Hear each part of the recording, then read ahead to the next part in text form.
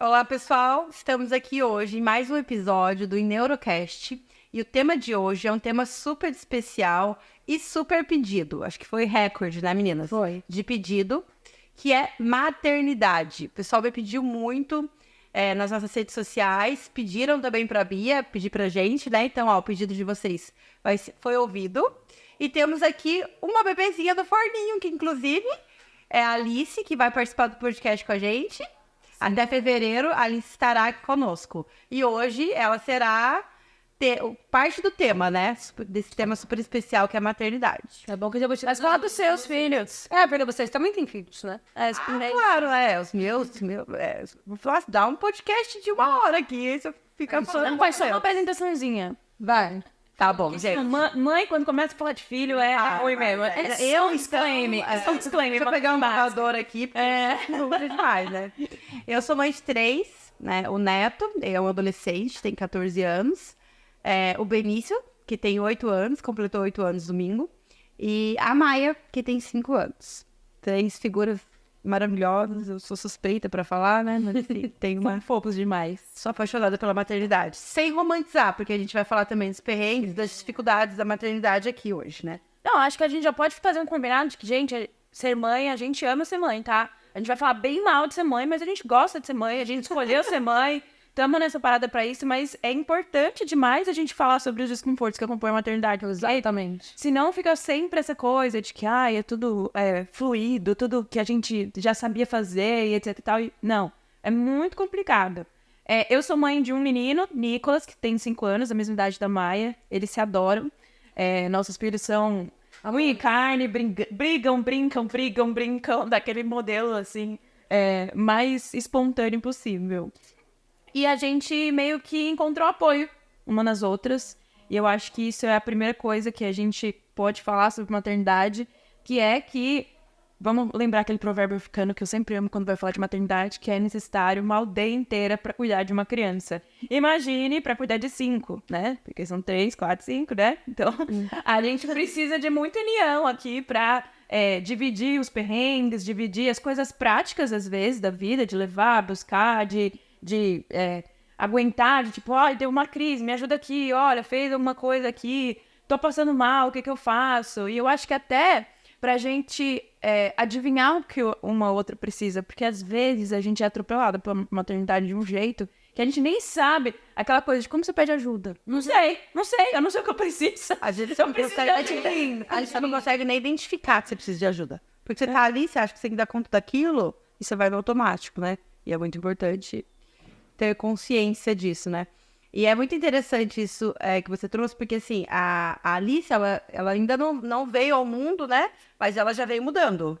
Mudando a rotina da gente, mudando a rotina da mãe, né? A gente já tem que se adaptar a toda uma adaptação.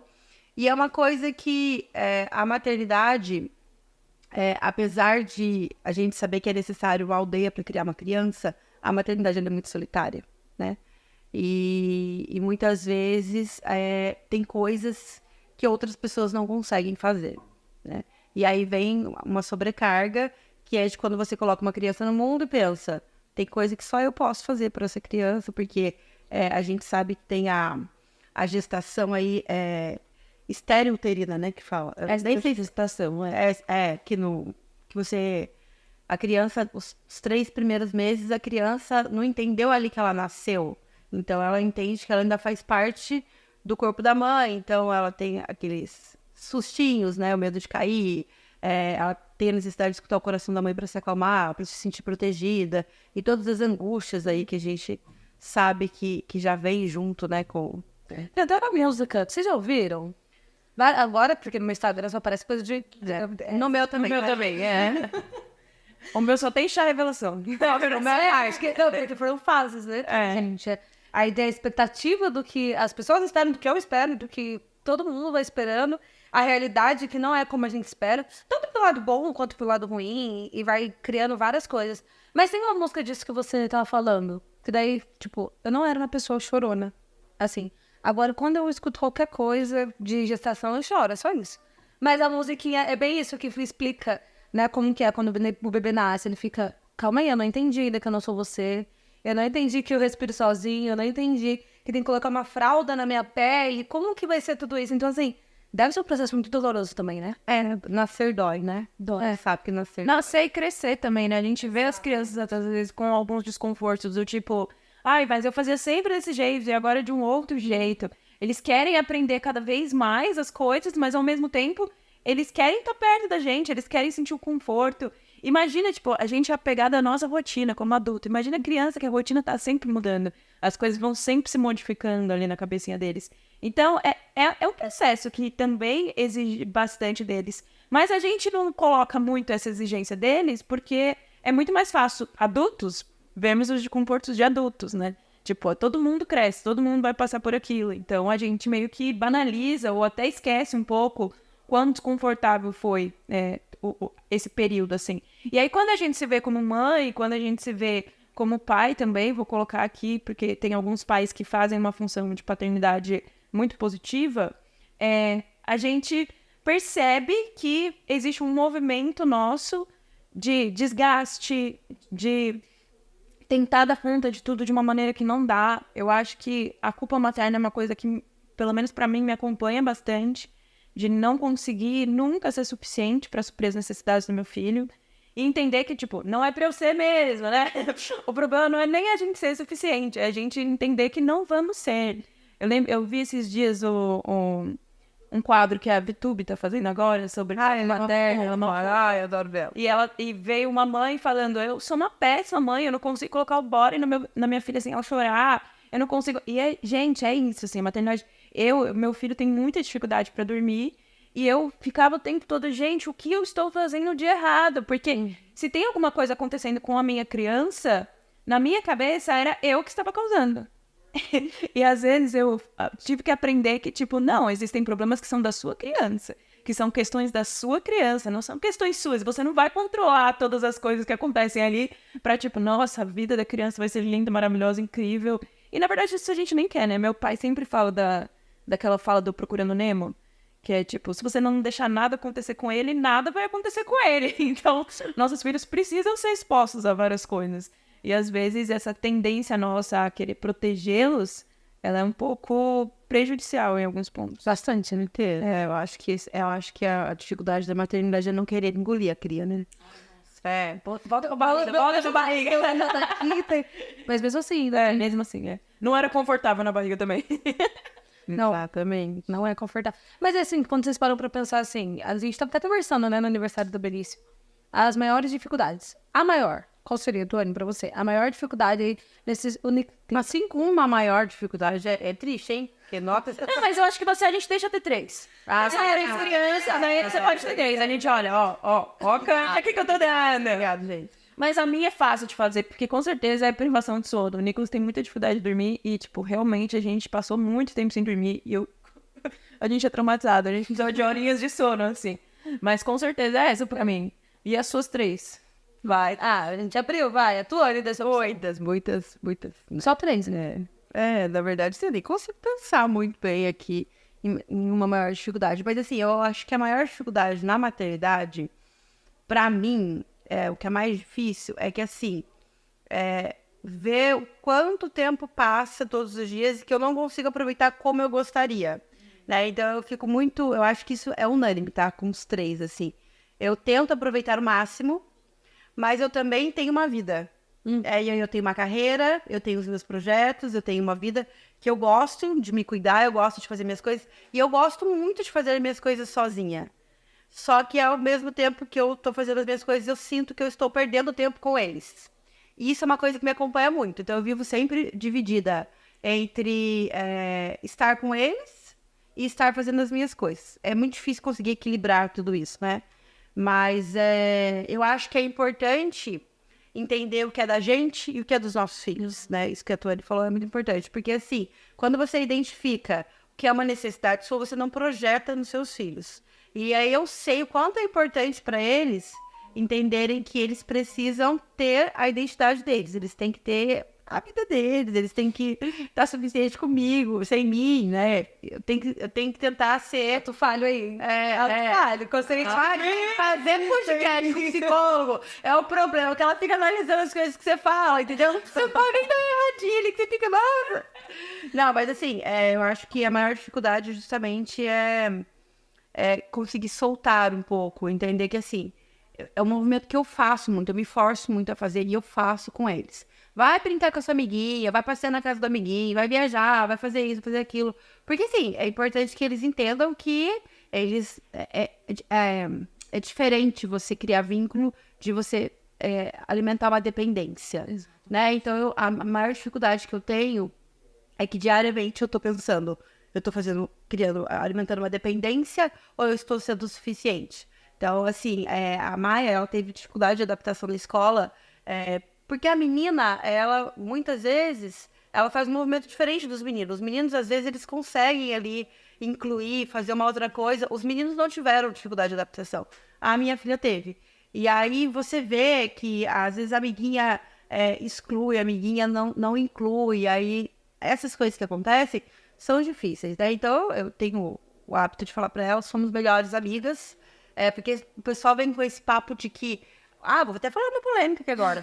Eu só vejo esse papo aqui de que mãe não é amiga. Tá, mãe é amiga. Mãe, inclusive, é a melhor amiga. Eu não sei que tipo de referência, de amizade o pessoal tem pra falar que mãe não é amiga. Porque amigo de verdade é aquele que te fala a verdade, que quer seu bem, puxa a sua orelha e se importa com você.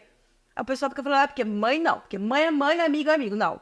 Mãe é, sim, sempre o melhor amigo. Porque você...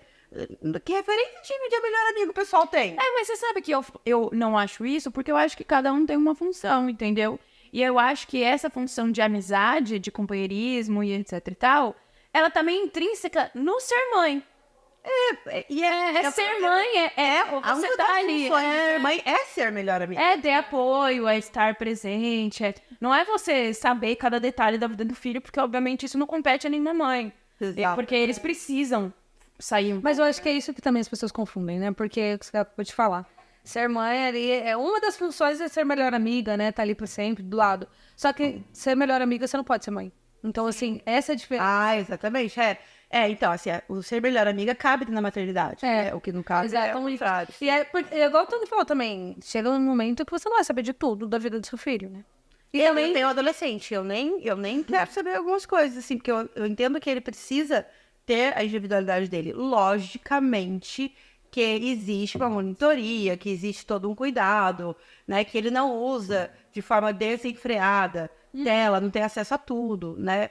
E assim, mas eu entendo que eu também não vou conseguir, por muito tempo, controlar tudo, né? Então, o que a gente tem que fazer? Pelo menos dentro da minha casa isso funciona, né? Dar uma base sólida, que ele entenda com o exemplo que são princípios, o que sim, o que não, e se ele optar por fazer o não, que ele seja de forma consciente, que ele esteja ali, entendendo que eles vão errar, né? Mas eu tenho uma polêmica ótima pra maternidade, e vai ser você que vai responder, Tata. Ai, vai, porque eu quero ver. O que você acha de autoridade? Você acha que você vai ser autoritária? Com a Alicinha aí? Então.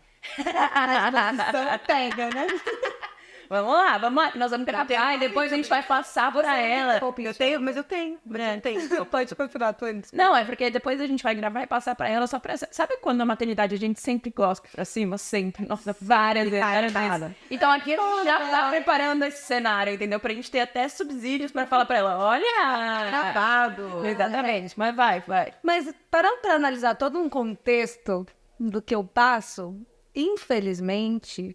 Em algumas situações, eu acredito que sim. Só que, claro, que também aí vem o peso da minha profissão, vem o peso do que eu já estudei, vem o peso de tudo, e aí vem até uma das coisas que eu tô passando agora, que é sobre expectativas, né?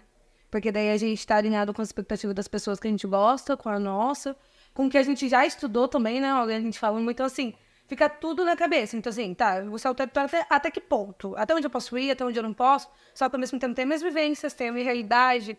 Então, eu acredito que em algumas situações, sim, e eu vou ter que me permitir, peraí, vamos dar uma freada, e eu não vou ter controle de tudo. É difícil, é muito mais fácil agora, vai falar, você tá aqui dentro de mim. Mas eu acho que as pessoas confundem um pouco. Eu ia falar O isso. que é autoridade, ter autoridade, ser autoritário são duas coisas completamente diferentes. Né? Eu não consigo ver a Tata sendo autoritária. Jura? Não consigo ver a Tata sendo autoritária. É assim, a gente tem que quase 10 anos de amizade. Eu não consigo, mas ela tem autoridade. Ela tem autoridade na profissão, ela tem autoridade na família, ela tem autoridade com os amigos, ela tem autoridade... Ter autoridade é muito diferente de ser autoritário. Você quer falar? Não, eu concordo, a gente pensa a mesma coisa. Que eu brinco assim, sabe? A autoridade antigamente e o que as pessoas acreditavam que era o ideal para criação como um todo, para desenvolvimento cognitivo, era algo voltado para autoridade baseada no medo. A criança tinha medo e por isso ela obedecia. A criança tinha medo, então ela respeitava. E aí a gente tira essa lógica do medo, e esse medo pode vir de diversas formas, de violência física, psicológica, ou até de entidades, alguma coisa que é trazido para a criança como punição, sabe? O homem do saco vai vir te pegar amanhã, às 3 horas da tarde, se você não lavar a louça, sabe? Umas coisas assim que são para trazer esse pensamento do medo. E não o medo de ser cauteloso, não é? É o medo da obediência, de precisar obedecer. Lembra, Papai Noel traz presente para quem é bonzinho. Quem não é bonzinho fica sem presente de Natal. E ninguém quer ser excluído. E esse é o tipo de autoridade que traz malefícios. A gente estuda dentro da psicologia, vocês com certeza viram demais isso, que isso é um malefício. Um crescimento de uma saúde mental estável não vai funcionar. Mas eu gosto muito da autoridade do conhecimento. Muito. Porque é uma coisa que eu vejo funcionar, não como mãe, embora como mãe também funcione, mas dentro de sala de aula. Se eu quero que meus alunos escutem, eu não preciso falar mais alto que eles. Eu preciso criar conexão. Eu preciso que os meus alunos entendam que eu concordo com o que eles estão falando, que eu entendo, valido o que eles estão sentindo e que eu tô junto com eles no processo de aprendizagem. E eu acho que isso é uma das falhas, às vezes, nos processos de educação. É você, tipo, não você ali, eu sou professor, tô no tablado, tô alto, eu tenho conhecimento, eu sei. Sim. E esse movimento de hoje é, gente, olha, eu sei, venham até mim, perguntem pra mim, a gente vai junto, eu vou ensinar pra vocês. É uma troca, porque tem... eu falo de pedagogia, não paro mais, tá? Eu juro que eu vou parar. Mas, É vantagem, amiga. obrigado. O Freire fala muito sobre isso, né? Que toda vez que você vai ensinar uma turma alguma coisa, você aprende muito com isso.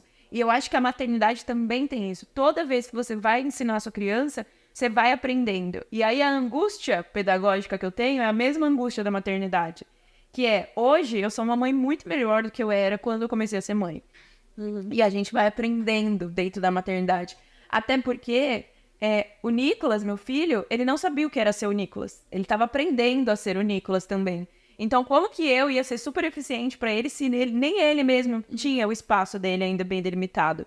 Então, tipo, você não acha isso? Que você é uma mãe muito melhor hoje do que você foi antes? Com certeza. Nossa. E aí a gente não fica com uma aflição, tipo...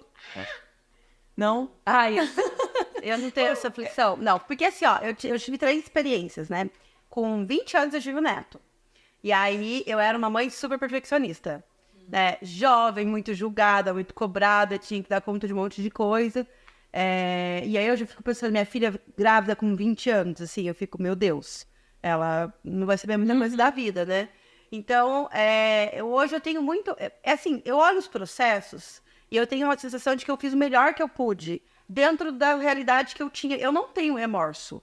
Porque, assim, a minha vida ela é inteiramente dedicada às crianças, assim. Mas eu entendo que são 3 filhos e 3 mães diferentes. Isso é Porque uma coisa... são 3 personalidades, entendeu? Pode falar. Não, perdão. Não, isso é uma coisa que, pelo menos assim, quando a gente vai observando as outras maternidades, por exemplo, a avó e a minha mãe e tudo mais, é como se não, é tudo igualzinho. Não tem diferença, tudo igual. Se é a mesma mãe para os 3, tá errado. Exatamente. Porque são 3 necessidades, 3 personalidades, 3 momentos diferentes.